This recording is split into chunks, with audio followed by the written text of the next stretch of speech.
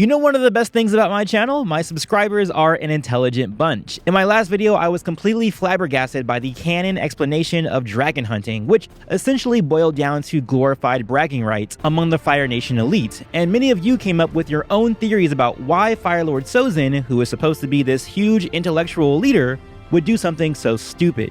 If you want to catch up with the conversation, watch that video first, then come back to this one. For everyone else, let's go over a few of these comments now. First up, we have Matthew, who says, "I've always liked to believe that the reason Sozin had the dragons be hunted for sport was that so they couldn't teach the Avatar firebending. He believed that no one in his nation would dare betray him and teach the Avatar firebending. However, dragons he thought would be wanting to keep the balance and teach Aang firebending, hence why he spread the propaganda myth that if you killed a dragon, you'd become more powerful as an incentive to get rid of them so they wouldn't teach the Avatar firebending. This is a wonderful contingency plan that would serve the intelligence that Fire Lord Sozin is supposed to have, according to the lore. He could have expected that even with the comet empowering his soldiers, they might have failed to take down the Avatar, and knowing that he had citizens brainwashed as he knew none of them would teach the airbender how to firebend, but the dragons, on the other hand, might. Heck, this even works with my original theory, which had some of the dragons directly opposing the Fire Lord's bloodlust. Hell, if we even really committed to that idea, that could set up a terrible scene where he kills off his own dragon. Though, maybe he wouldn't have, since his dragon was already cool with letting the previous Avatar suffocate to death mere feet away from them. But what I really like is how Matthew says Sozin came up with the propaganda that killing dragons gives firebenders more power as an incentive to go out and kill dragons. It might have even created a placebo effect where firebenders truly thought that they were more powerful after a kill, even though nothing happened at all. The only thing I can think of is that with all the nations being blamed for all the craziness after the dragons were killed, it creates mistrust within the Fire Nation towards other nations, which could be used for war later on, but I could be giving Sozin too much credit. And then Jay follows that up by saying, "I think there may be more to it. This is just a theory, but what if Sozin wanted dragons to be killed so that there would be attacks from the spirits, then blame those attacks on the Water Tribe?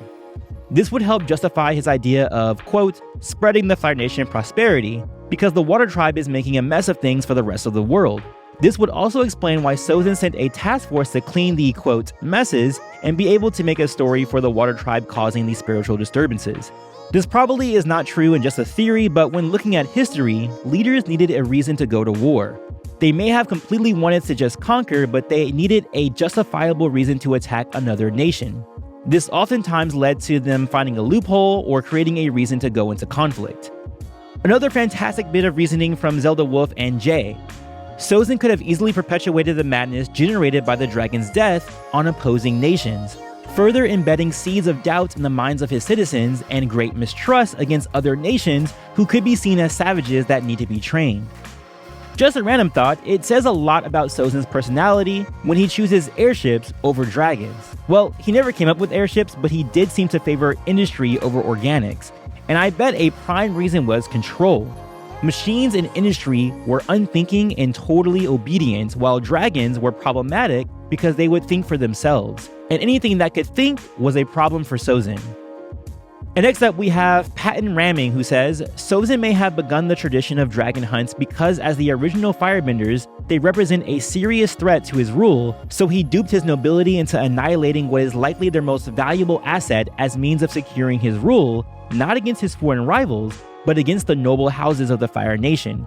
And I think this works a lot, especially if you think about the Targaryens from A Song of Ice and Fire or the Game of Thrones TV series, especially that new series that they have coming out. I think it's called House of Dragons. I'm sure those sorts of things were happening all the time between those families wanting to kill off other dragons so that they would have the most power within the Westeros kingdom.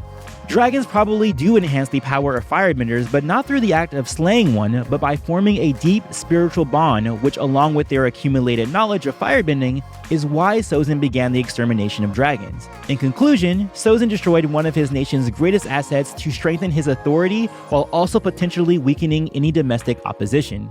I mean, I don't really have much to add to this. That is perfectly represented, perfectly said. I think that is something that would make the idea of dragon hunting more intelligent and farsighted if Sozin was just trying to secure his own position within the nobility rather than really trying to kill them off for just some weird asinine reason. Now, the benefit of the Avatar Legends campaign guide is that it leaves things quite open.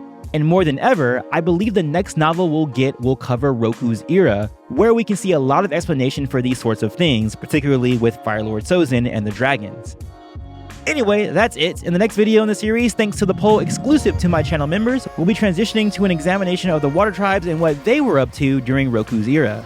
From their major dispute with the Earth Kingdom to the first trans character in Avatar, and more. Don't forget to subscribe for more Avatar content just like this, and I'll catch you on the next one. And as always, peace, love, and remember, be water, my friends.